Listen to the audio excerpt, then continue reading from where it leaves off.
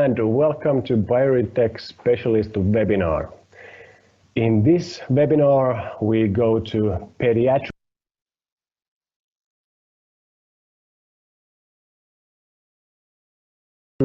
Trauma. We have a surgeon from Hungary, Dr. Marcell Varga. He's with us live from Hungary, Budapest. Dr. Varga comes from Budapest National Trauma Center, and he has lots of experience with bioresorbable Activa implants. First, few reminders. Make sure to participate in the webinar. It's a live webinar, so on your right-hand side, you should find the live event questions and answers section. Please ask your questions there. If you cannot access that nicely, you can also ask the questions afterwards with the webinar feedback questionnaire, which you find in the link. Or third option to ask the questions is via email to sales@bioretec.com. I will be monitoring that and get your answers to Dr. Varga, if not in the live session, then afterwards. But now, further ado, let's go to our specialist, Dr. Varga from Hungary, Budapest. Dr. Varga, how are you doing? Hello, Lauri. I'm fine, thanks. How are you? Thank you, very well. In Finland, sunny for a week or so and continuing that. So looking forward to the webinar now. Let's move forward with your presentation and your views. Thank you very much. And thank you for the opportunity that I can be here and I can talk about my favorite topic, and then I began my presentation. Okay, please a little feedback, Lauri, if you can see me. Yes, I can see you very well and the presentation too. Okay, thank you very much once again. Greetings to everybody in this sunny afternoon. My name is Dr. Marcell Varga and I'm working in Budapest. It is the capital of Hungary. And in this great hospital, we have a small department which is dedicated to pediatric trauma patients. We operate more than 1,000 patients yearly, and this number is growing. And more than 10 years of experience with biodegradable implants was the idea that we could make a webinar. So, a little overview. When we decide to operate a pediatric patient, we have many aspects and many expectations, how we should operate them and what are the expectations. So first of all, it should be a minimally invasive operation because today the great approaches are over, or we hope so. In most cases, they are over. It should be a very stable operation. So if we decide to operate the patient, we shouldn't add a very long additional casting. There should be no repeated surgery. It is always a very upsetting thing for the parents if they see that there will be a need for another surgery as well. There should be no long hospitalization. And one of the most important things, there should be no late complications. We who treat children from time to time, we know that a growth disturbance is always a possibility. Even an infection can occur in pediatric patients. And it should be well tolerated by the child.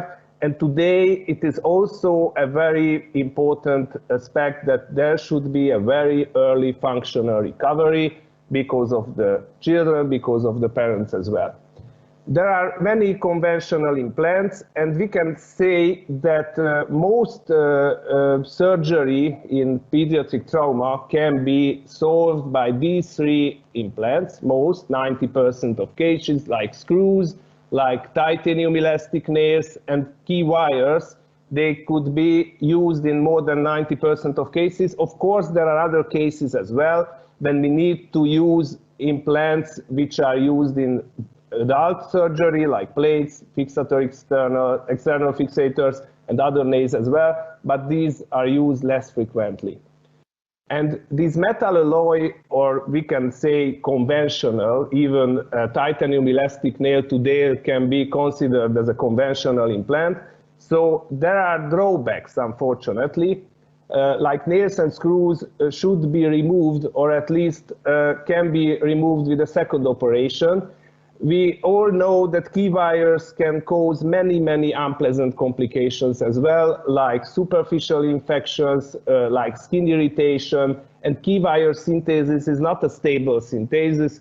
Key wires can migrate, and always, almost always, there's a need for an additional long casting, at least 4 or 6 weeks.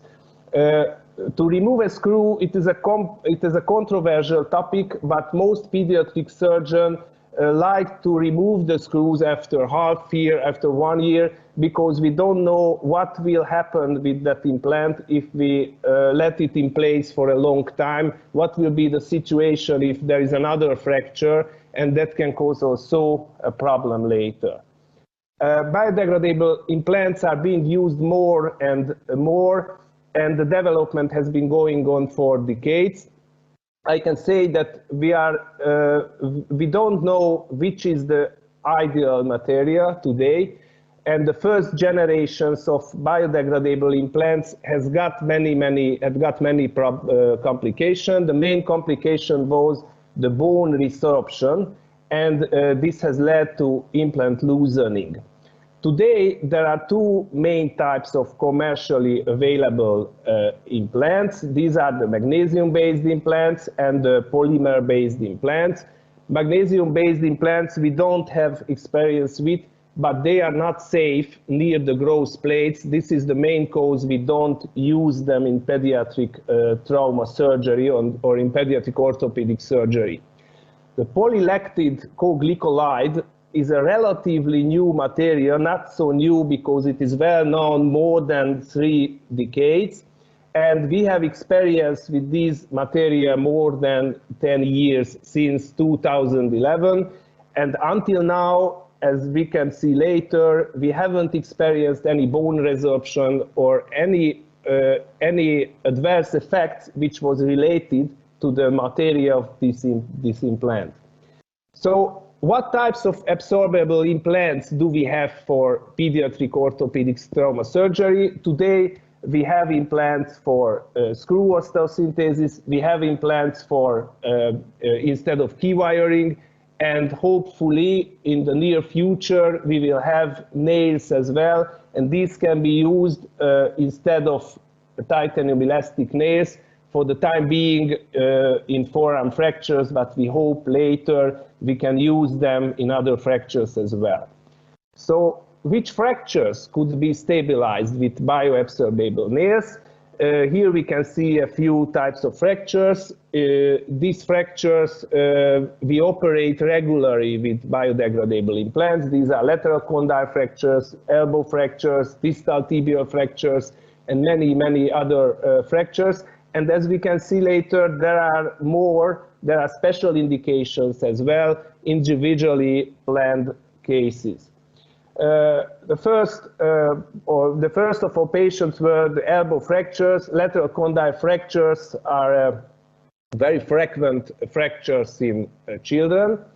It is always a question of debate, what is the optimal operation of these fractures? Of course, there are surgeons who like the minimally invasive closed methods. There are surgeons who like the open reduction.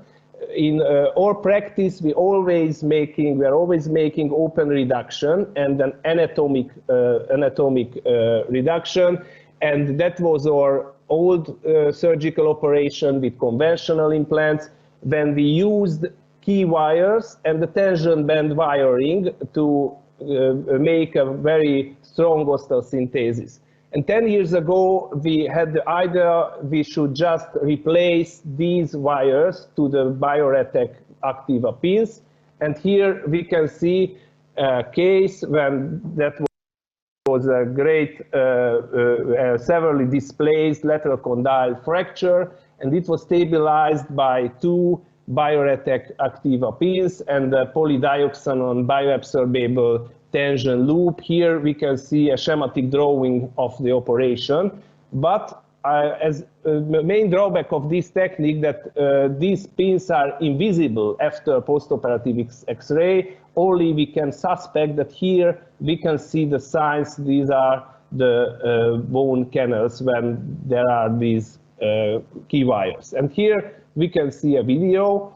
Here is how we reduct the fracture. It is an open small approach, an open reduction. We make the joint surface congruent. First, we use conventional key wire implants. We make the osteosynthesis. And in that phase of the operation, we choose the bioactive pin, and we replace the conventional key wires by these bioactive, biodegradable pins after a very accurate measurement of course. And here we can see when the pins are in the place, we use a polydioxanone suture to make a tension band wiring effect. And here we can see that this fracture is very stable and no tendency for redislocation. And after we place the pins with a special instrument, we burn the protruding ends. This is especially for these protruding ends, and there is no protruding ends, no implant outside to make a skin irritation. And medial epicondyle fractures also can be stabilized by this method. It is the same, of course, in this case. We use a medial approach, an open reduction, and again, we use these active pins and the polydioxanone suture, and it heals perfectly. Here we can see an intraoperative picture, but it is not the lateral, it is the medial side. Of course, these protruding nails and are removed later. And here we can see the final picture of the operation, and here we can see the flexor muscles as well.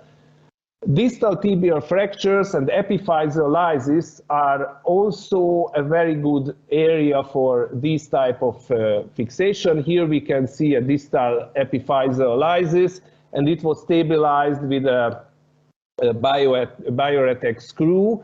Nowadays, we are always using a postoperative CT scan to see if the position of the screw is optimal. Here we can see a perfect reduction, no fracture gap anymore. And of course, it is the healed picture, no sign of any implant, or perhaps we can see that there is some remnant of the screw after half year of the operation.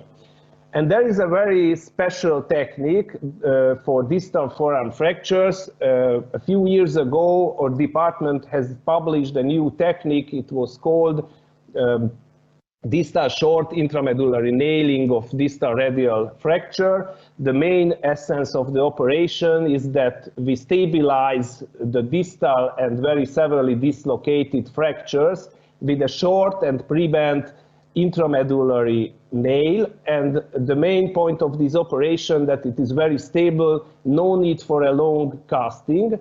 And 1 year ago, we had the idea that we can replace this conventional titanium implant into a very thick and very short bioactive pin.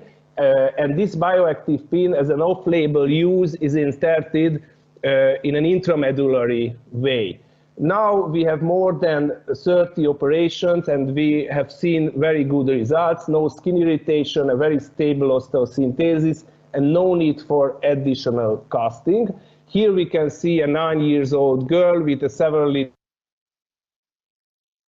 distal forearm fractures, and here we can see the postoperative pictures as well. Another case, a 7-year-old boy, it was an isolated distal radial fracture. It was stabilized by this intramedular, very thick biodegradable implant, and it healed perfectly. A 9-year-old boy with an Ogen 2B displaced fracture, we can see here. And in his case was a very difficult case because first we didn't know how we can fix this fracture. And even in his case, we were able to stabilize the fracture with two very thin intramedullary Bioretec pin. Here we can see the postoperative CT scan as well. Lauri, you hear me? Correct, everything is good. Okay, Thank because you. Please I don't continue. see you anyway. Thank you. Very interesting.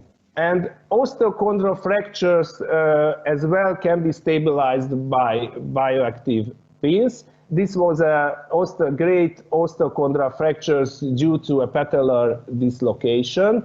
And here we can see the fragment, and we resutured it and we stabilized it with 5 very thin bioactive short nails, and it healed as well.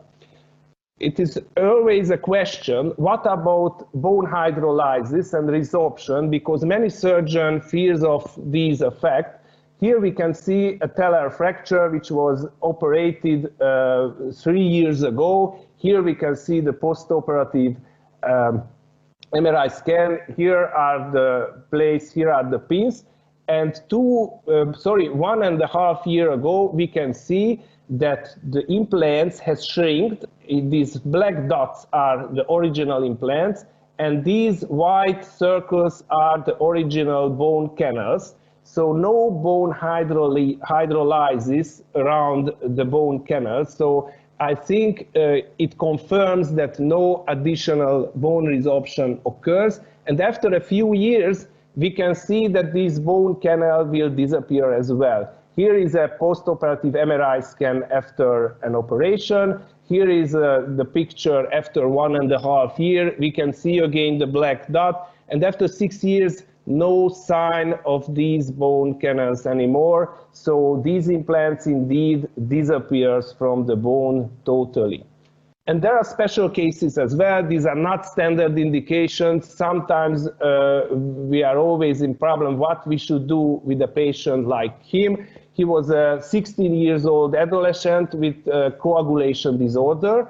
If we see, according to AO, we should make an open reduction and the plate osteosynthesis, but in his case, we can see also that the grow plates are open and still he can grow. So we decided we try our minimally invasive intramedullary technique with biodegradable implants.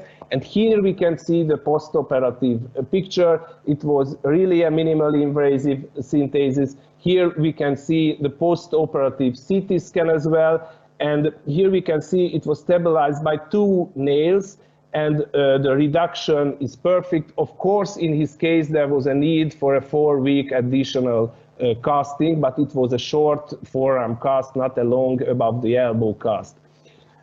Also, a special indication is the tibial tubercle ventromedialization with activa screws. This operation we do because of patellar dislocation or due to anterior knee pain. And the advantages of this technique that there's no need for screw removal, and the heads of the screw doesn't cause any skin irritation, which is a frequent complication of this operation. Here we can see an operational video. After ventromedialization, we make a key wire temporary fixation. We simply over-drill these key wires, so the technique is the same as in the case in a conventional implant. We make the threads as well, and after that we choose a screw after accurate measurement, of course, and we insert the screw.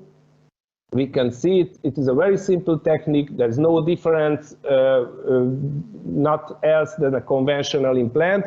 And after we inserted the screw, with this special device, we remove the head of this insertional device. And after the operation, we can see that the ends of the screw are in the level of the bone, and it is a very stable osteosynthesis. Even in our practice, of course, it can be debated, but we don't use any removable brace after distal tibial tubercle ventromedialization because it is a very stable osteosynthesis, even with these bioactive screws.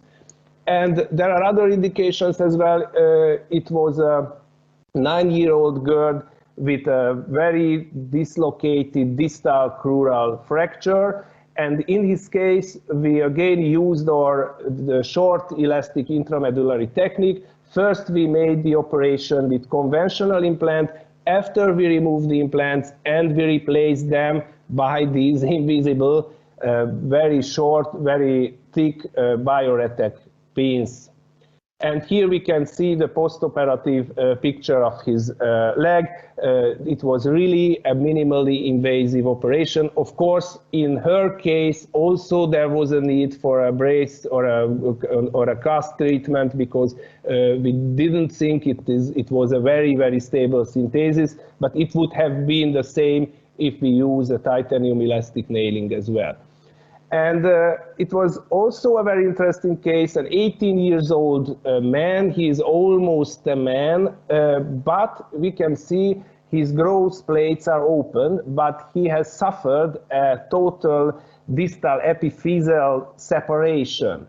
In his case, of course, there is a perfect anatomic reduction, but we thought that we use conventional plate only in the case of the radius. And this epiphyseal separation was operated by a minimally invasive way with a bioabsorbable implant. So when we have to remove the plate, we don't need to go back to this area. We have to remove just the plate. And in his case, it was also a very stable synthesis. A young adult, a second metacarpal neck fracture, he suffered. These operations were done earlier. And in his case, it was again a minimally invasive and intramedullary osteosynthesis. And we can see we achieved a perfect anatomical reduction. Of course, we were not so brave then we let it without a plaster cast. So we used a few weeks of plaster cast as well. So here we can see our results between 2011 and 2020. As we can see, we have regular uses, distal tibial ankle fractures, distal forearm fractures today are general practice in our department. And there are many new areas like hand, like tibial, tubercle ventromedialization. And there are special cases, special indication when also we can use these Bioretec implants or these biodegradable implants. Until now, so far, we haven't observed any septic complication which were related to these implants. We haven't seen bone hydrolysis. We are making more and more MRI examinations post-operatively to see if indeed these implants are resorbing. And until now, we needed 2 reoperations. These were not true reoperations. There were 2 patients who had skin irritations, but these were rather surgical errors because we left a very long protruding end of these implants, and they caused some skin irritation. We just cut the protruding ends of the implant, and this skin irritation has disappeared. And we have seen only 1 refracture. This was after a tibial tubercle ventromedialization, but it was a new accident. After 6 weeks, this little girl was falling from the staircase and she suffered a new fracture. And in her case, we removed the screws. There was no problem with screw removal, and we replaced them by conventional metal implants. So here we can see a few videos. He is after 6 years after a lateral condyle fracture, and this little girl has suffered a distal forearm fracture. We can see her function after 4 weeks. We gave her only a short removable brace, and here we can see how she uses her hand, and these were also a minimal invasive operation. And here is a little patient 1 week after operation. We removed the short plaster cast, and we can see he can move his wrist without any severe pain. Of course, in this state, we still give him a short removable brace just to increase his feeling of comfort. So there are important notes. I think currently there is no evidence of the superiority of biodegradable implants because we can find only small case series in the literature. So we have limited experience of the long-term results. Today, there are no clear indications when we should use bioabsorbable implants instead of conventional implants. I think it is always an individual decision, which is required for each patient. Sometimes the surgical technique is more difficult than a conventional technique, and the surgeon should always have the option to convert his operation to conventional way, because there can be problems, of course, mostly in the learning curve period of this new technique. And I can say that these implants are not so strong than conventional metal implants. So in cases when we think that a very strong osteosynthesis we need, perhaps we should decide of using conventional implants.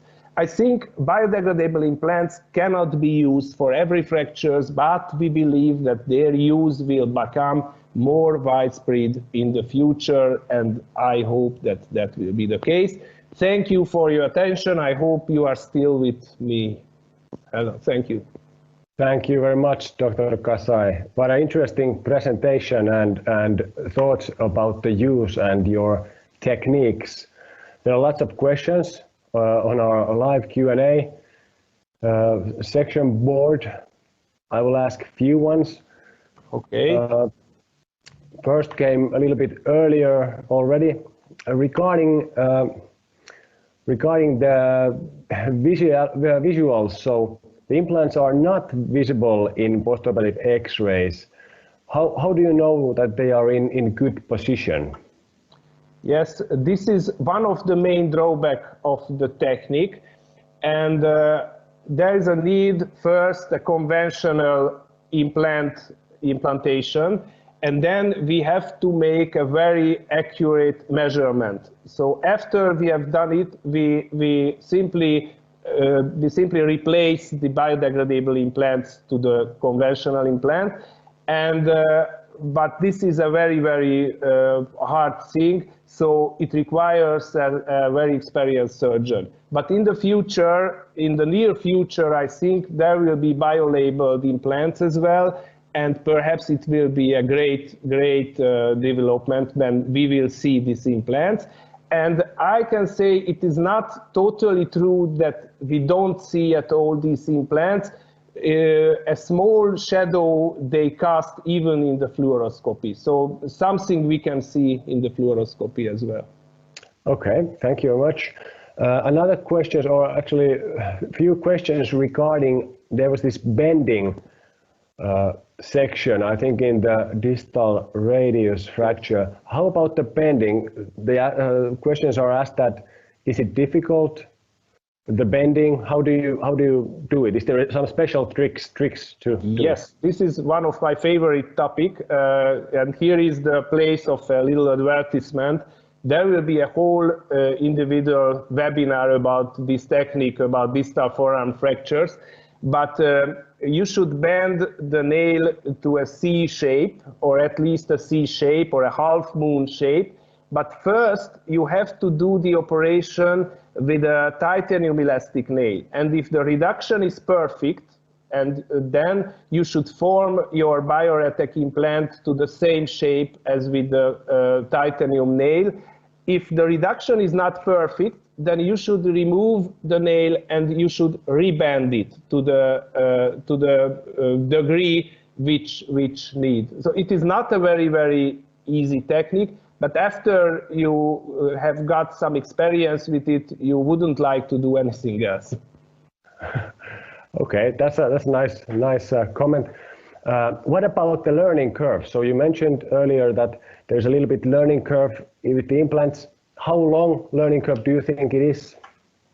It depends on the surgical area and the surgical technique. If you choose to operate this tubercle ventromedialization, and if you are an experienced surgeon in tubercle ventromedialization, there's no learning curve because the technique is the same. You just use biodegradable screws instead of conventional implants. And of course, there are other indications as well. For example, the distal forearm fractures, there is a great learning curve because this is a whole new technique. Until now, we don't have great number of cases, so I cannot say which long the learning curve is. but what is the most important thing, the surgeon who chooses a biodegradable fixation, he should be experienced in pediatric trauma surgery, and this is the most important thing, I think.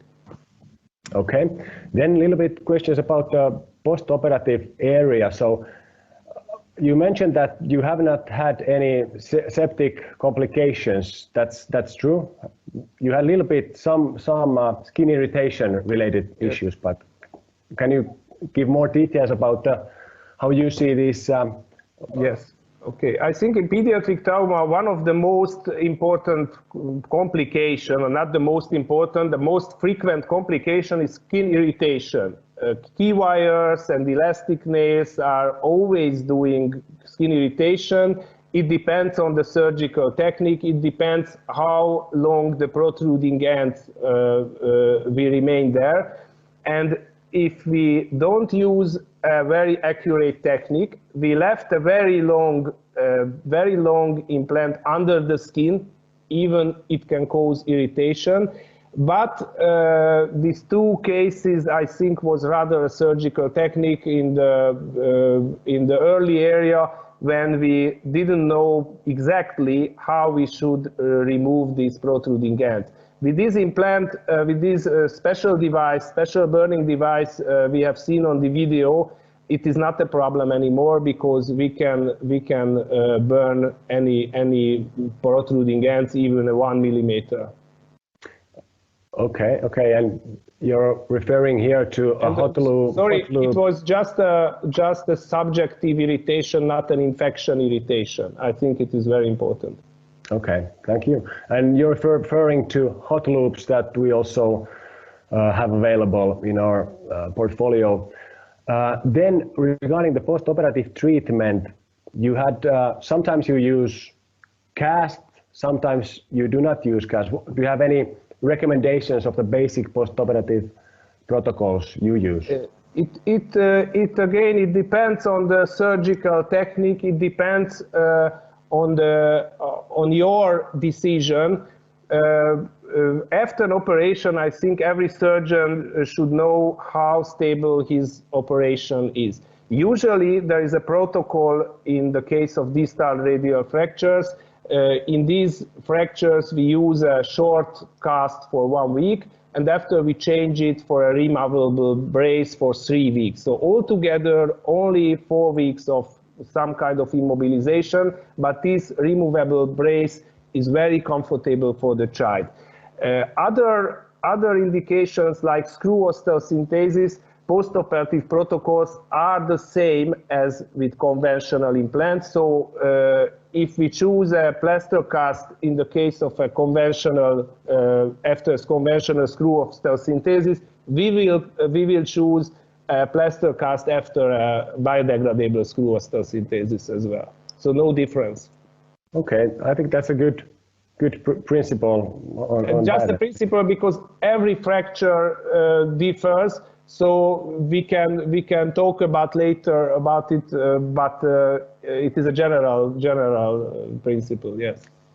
And please remember to send questions if you have regarding the post-operative treatment or protocols. Dr. Varga has promised to answer all the questions regarding these cases that he have and these indications. There are a few more questions. Which size of activa beam did you use in the epicondyle fracture treatment? Was it 2.7 or? Mostly 2 point, or in some cases 2.7, but mostly the 2 point diameter piece we use. This is not the smallest, but this is thick enough, but not too thick. If the child is older, then perhaps a 2.7 diameter can be, but usually the 2 point diameter we use. One question is also regarding the expensiveness of the implant. What do you think about that compared to traditional metal implants? Yes, I was waiting for this question already. Yes, it is always a question, and every surgeon asks me, but these are more expensive. Of course, these implants are much more expensive than a conventional implant. But if we see the overall cost is that in most cases, or almost or all of the cases, no need for a second operation, and the outpatient visits dramatically decreasing, I think the overall costs are much more cheaper than a conventional operation after a second operation, implant removal, and perhaps a complication of the implant removal. So I think when we see the long-term cost, it will be much more cheaper, but of course, it has to be confirmed. Okay, thank you. How many non-union cases have you had with bioresorbable Activa implants? Until now, so far, we haven't seen any non-union cases, but we operated non-unions, so primary non-unions. For example, the boy who have seen on the video, he had an old non-union of lateral condyle fracture, and the non-union was operated with bioactive pins, and it has healed. So we operate non-union, but we haven't seen non-union due to this technique. Okay, if that was the boy with the nice hand movement, it's already having lots of pain in my shoulders. What about you fixed fragments through physis? This is very dangerous topic to go, but this is asked here. So do you fix fragments through physis? Yes, it is a very dangerous topic. We usually avoid physis. We wouldn't like to touch the physis. We are very afraid of physis. I've shown only one case when we went through the physis. It was an 18-year-old boy, because in his case, I think no other option, and he won't grow anymore. But in the case of distal forearm fractures, we always avoid the physis. We never touch it. We are usually near the physis, but until now, we didn't see any physis arrest because of this technique. But this is a very strict rule in our department. We should never ever touch the physis, only in rare cases. Okay, thank you very much. There is also one kind of a reminding question. So in the distal radius fixation, did you use a titanium elastic nail, pre-bended and then bended Activa pin accordingly? In the distal radius. In the distal radius, yeah, the fracture treatment bending. I think you mentioned it already. Yes, but I don't understand the question. So once again, if you would ask it. So, yeah, I'm sorry. So question is for using the 3.2 Activa pin in the distal radius fracture treatment. What is the instrument that you use to help the bending of the pin? Just my hand, or the same. The principle, the instrument is the same as we use in elastic nailing. So no other instrument we need. And I'm very glad that there are many questions about this distal forearm fracture. But again, I can say there will be a whole webinar about this technique. But we use the same implants, or just my hand. We can bend with a free hand these nails, as well as titanium nail can be bended with free hands as well. All right, thank you very much. I think the time is almost up, so I will give a little recap on where you can ask those questions and send those questions to Dr. Varga. So here's the live Q&A event, which you can use for a few minutes, or there's also the webinar feedback questionnaire, which you can use. Then those questions will be directed to Dr. Varga, and we will have a questions and answers section on our website regarding this webinar, including the webinar recording. So your question will be there. Another question possibility is sales@bioretec.com, and we will forward those questions to Dr. Varga as well. I would be very glad if there would be many more questions. Yes, and I believe these questions we will have also small sections there. I want to thank Dr. Varga very much for your presentation and telling our surgeons and interested customers and participants what are the techniques you use and how you treat them. It's very important that surgeons around the world get the first-hand experience on how to use bioabsorbable implants.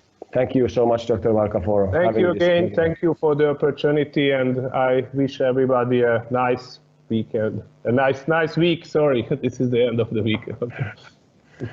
Thank you so much. And please remember to follow Bioretec's LinkedIn and Facebook medias.